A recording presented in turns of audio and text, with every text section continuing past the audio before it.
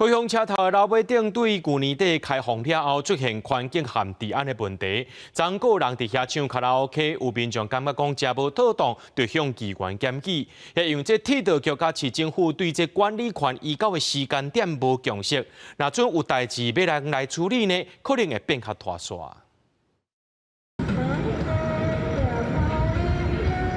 一句接一句响亮的歌声不断传出。23暗时8点外，有民众揸手怪设备来到高雄火车头的天棚唱卡拉 OK， 因为声音实在伤过大，互来遮运动的民众听一个拢讲去。不过虽然无看人来阻挡，民众随录影向议员检举。议员讲，顶2天才发生婴仔床坑要几个月无人管，即阵佫发生唱卡拉 OK 无人插，天棚到底是由啥人来管？伊认为爱经厘清。因为它音量蛮大声的啦，跑步啊、骑脚踏车的民众蛮多的啊，所以他唱卡拉 OK。变得有点突兀这样子，包含说前阵子其实就有这个废弃婴儿车在那边放了1个多月。那如果现在又有民众在这边高歌一曲，那未来如果还有更多的管理上的问题的话，那相关的管理办法，或者是说相关单位要依据什么样的法规来进行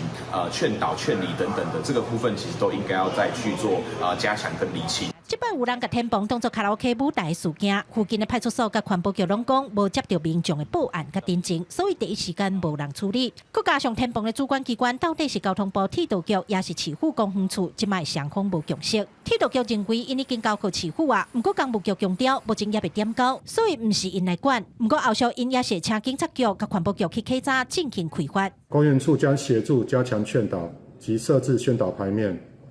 并请警察局及环保局等机关协助稽查，并依相关规定裁罚。附近的刁民派出所表示，民众家己炸设备伫天棚唱歌，确认是有妨害安宁，将会当以下违法开发。未来会加强巡视天棚区域，配合工务局、环保局实施联合稽查处理，和市民一个舒适的公用空间。记者柯家如、邱朝阳、高雄采访报道。